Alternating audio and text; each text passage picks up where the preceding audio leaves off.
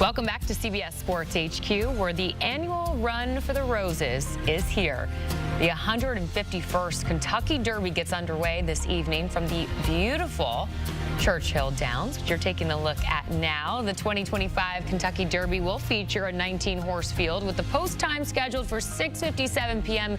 Eastern Time. For much more on the top storylines to follow and what we should be watching for, let's go ahead and welcome in our own Gene Menez here. Gene, so great to see you this morning. Let's start with one of the biggest storylines for this race. It's the return of Bob Baffert following his 3-year suspension. How big of a deal is this, and is he showing no stranger to winning? So your thoughts on his horse?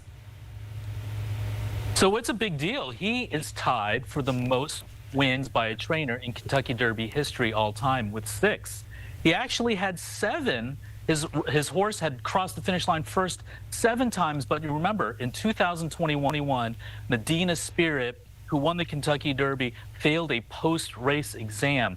After that result, he was disqualified, and Baffert was suspended 3 years. So he has missed the Kentucky Derby the last 3 years. Now, this year, he is kind of an outsider. He only has Citizen Bull, and Citizen Bull was the juvenile champion last year.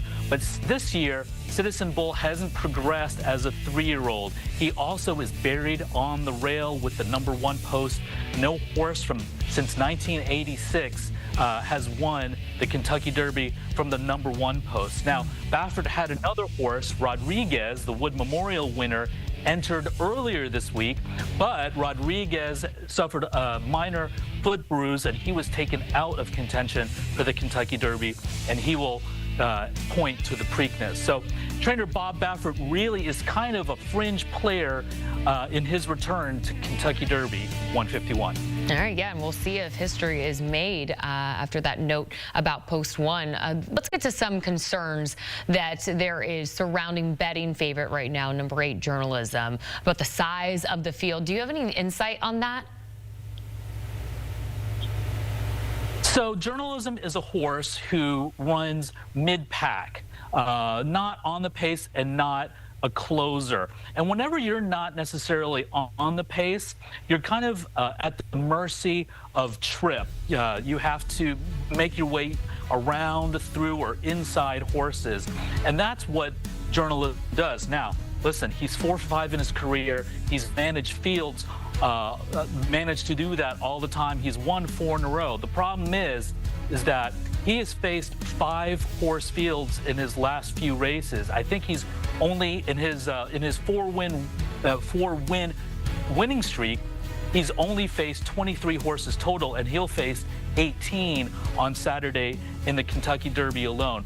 Good for him that this Kentucky Derby shapes up with a lot of extremes, so you'll have a lot of speed horses and a lot of closers. He should be in that catbird seat right in between. I think if he loses on Saturday, it won't be because that he wasn't good enough. It'll be because he doesn't get the trip. Okay, we'll leave it there. Gene, we cannot let you leave without giving us some picks. Who is your winning bet for today's Kentucky Derby?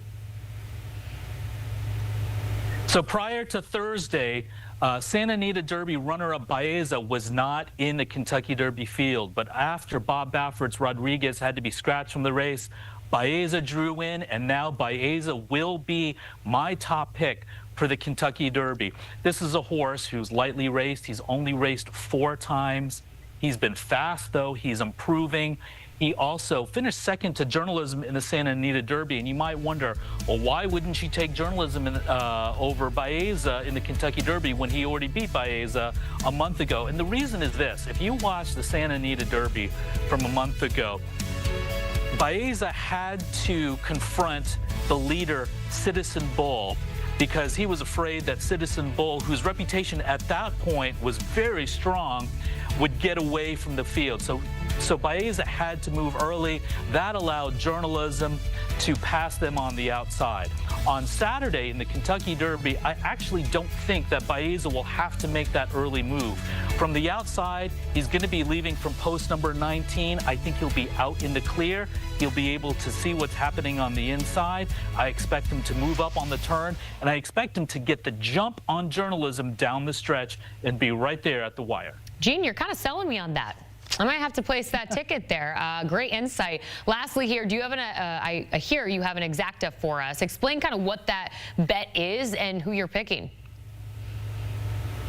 So yes, the Exacta is picking the top 2 horses in the exact order, 1 and 2. Now, again, I mentioned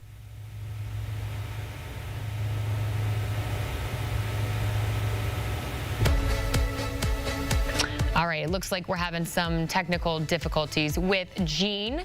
So we will get that answer hopefully a little bit later on as we all await the annual Running for the Roses. The 151st Kentucky Derby will get underway this evening as you take a look at the 19-horse field. It looks like we do have Gene back. Gene, I'll let you finish your thought. Oh, sorry about that. So Baeza and journalism, 1-2. We're going to box Baeza and journalism in the Exacta. Last I saw last night, if Baeza won and journalism came in second, that was going to pay $100 for a $2 bet. The other way, journalism on top over Baeza would have paid $80 for $2. So there's my Exacta box for the Kentucky Derby. All right, we'll leave it there. Gene Menez joining us here live on CBS Sports HQ with all of the insight ahead of the Kentucky Derby. If you want some more tips on just how to approach the Derby, get some insight right now on the best bets on Sportsline. You can join now for 7 days free when you use the promo code HORSES. Quick break for us, but when we return, we turn our focus to Game 7 between the Clippers and Nuggets. Who has the edge as we inch closer and closer to tip-off? We tell you next.